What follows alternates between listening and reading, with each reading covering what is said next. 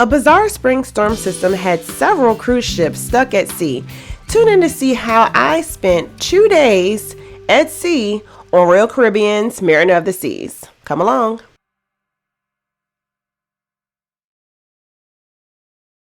Alrighty, good morning. I took today to sleep in.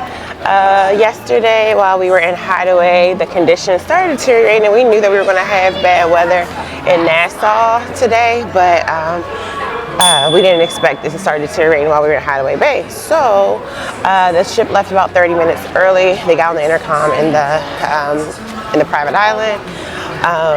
And last night it got a little rocky, but not too bad at all. They basically moved us off the coast of Florida for the next 2 days, where we'll be hanging out.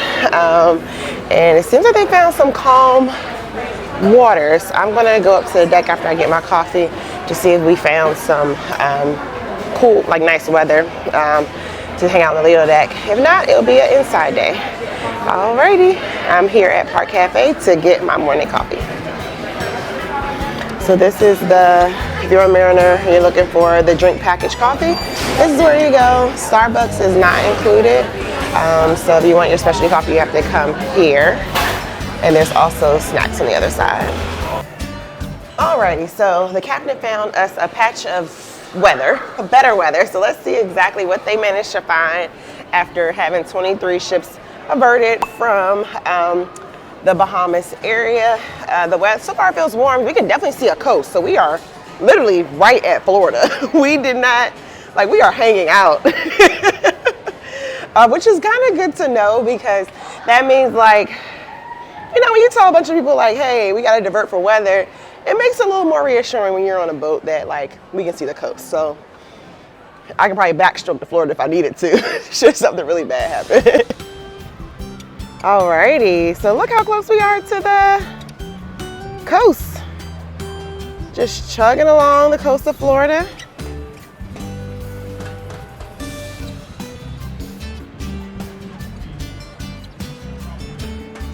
And we're not moving fast at all.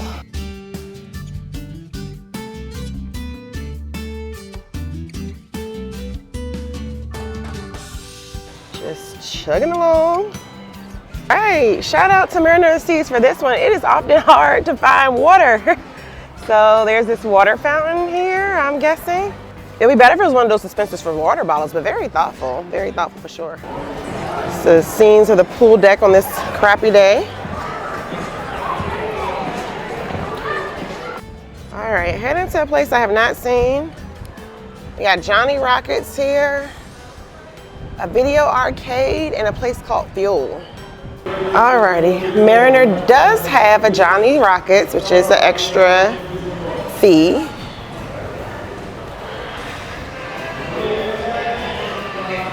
It's kind of empty. Looks like there is outdoor and indoor seating.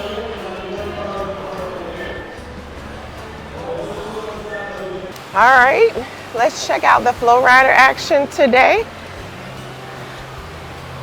See if any wipeouts or if we have any pros on the riders today.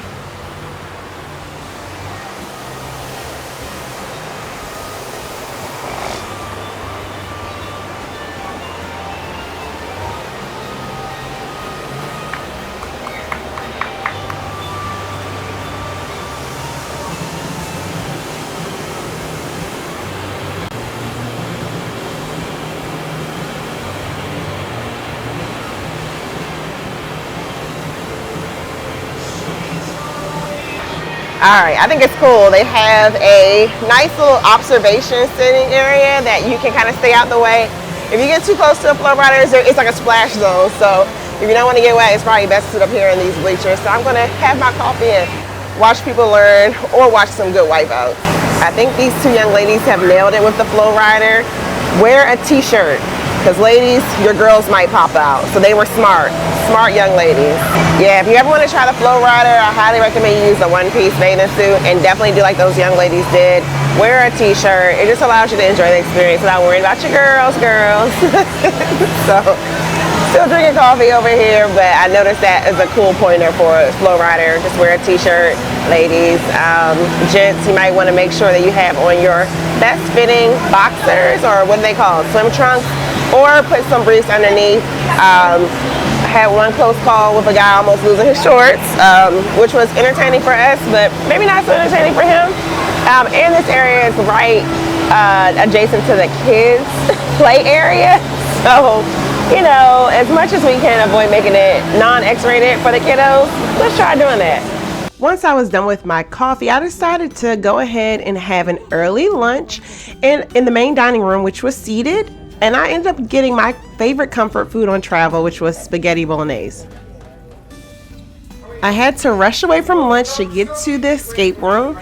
Just a tip, they are very strict on time. So once that door closes and if you miss the presentation, they will not let you in to participate in this activity.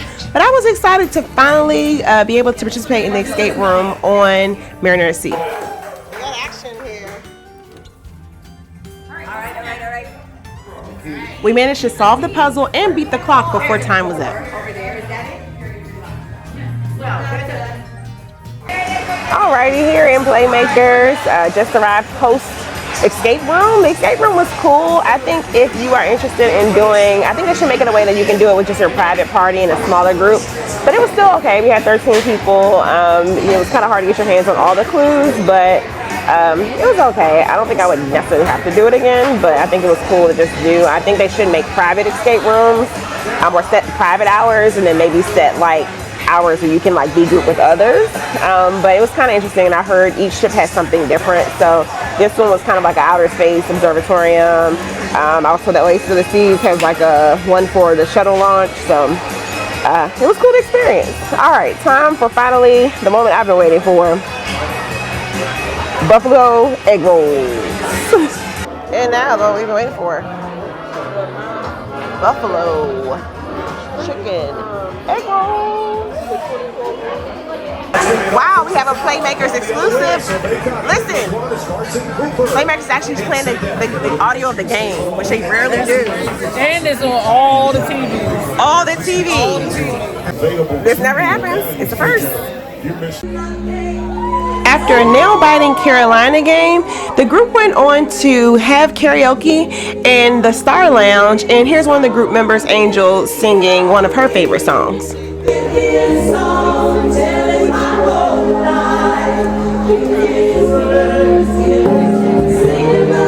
Put a heart in the comments or chat if you knew that Lauryn Hill was not the first person to sing this song.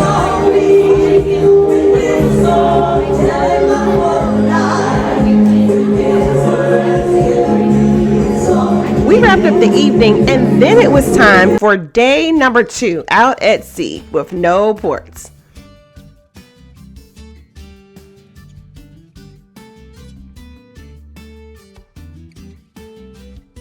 I did some exploration and found Ellington's, which is like a jazz bar as well as nightclub, and a great place to read in the air conditioning on a sea day. And quiet as kept. Ellington's is the best spot in the house for the Harris was a sexy man contest. You can watch here inside, cool, air conditioned. As you can see, you get a much better view of the competition in Ellington's than versus trying to peep around poolside. Alrighty, so we have a lunch reservation at Jamie's, heading there now, but we get a quick surprise. We have the pop-up pianos here.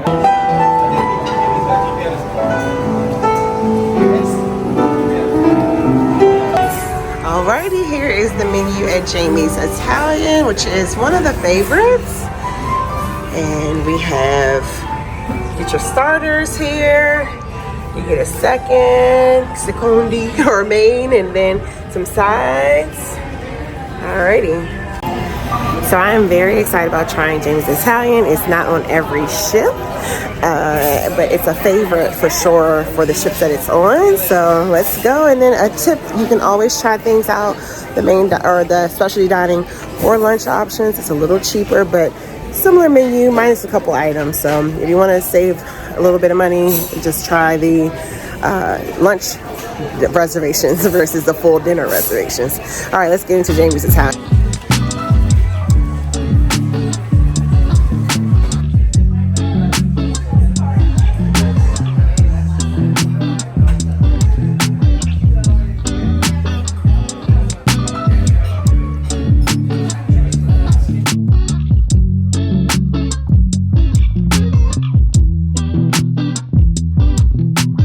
Jamie's Italian is known for its hearty portions of food. I highly recommend you get this as a starter, the charcuterie board. It is enough to help feed your whole table.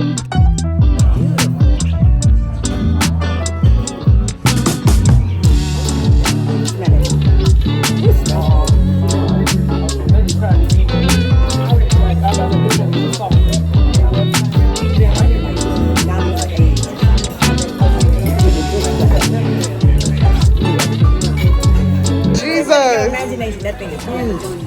We got 2 lasagnas, leftover not bread. What? The bread, the dip, the sauce in it? Yeah. Oh, there you go.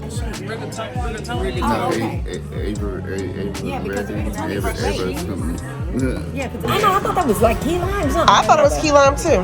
Dang. Wow. For perspective, this is the size of my hand. Now I have big basketball player hands. That might not help. You know it's good when you start passing your plate around the table. I don't even like ice cream on my dessert, but that is good. I do not like ice cream on dessert, but that's good. That is really like good. Yeah. I had to walk off all of that food and continue to explore the ship. I really enjoyed the area for suite guests that is exclusive on the Lido deck. They get reserved seating on the pool deck and an exclusive, very accommodating location. So, all right, just taking a tour around the pool deck to check some things out. Mariner of the Seas does show its age in some spots. Here you can see a couple of rusty points in the pool. I don't think that's anything to stop vacation, but it definitely caught my eye.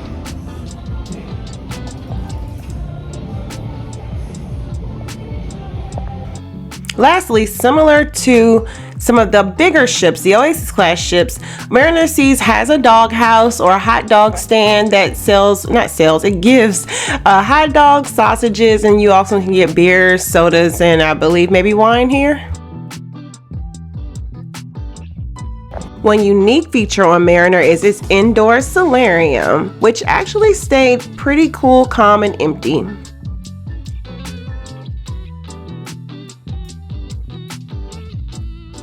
Alright, it's one of the last days we have on board, so I'm going to go check out all of the activities that are previously running in the evening are now running in the early evening. So I'm going to catch some of my favorites before getting ready to pack and head off the ship. Alright, come along. Family Feud was the last activity that we engaged in for this sailing. Okay? So, what is your answer? Doctor. Audience, how do you think about that? Doctor is a good answer. Is it on the number 1? Yeah. Let's see, doctor. Number 1. It's not that serious. Yo. Brazil. There we go. Is it a good answer? Is it on board Brazil? Yeah, there we go. Upon returning to port, we were able to see one of the ships devastated by the storm, which was Carnival Freedom, who allegedly had a lightning strike to its funnel. This is See It With C. Thanks for traveling with me. Like, comment, subscribe, and I will see you in the next video.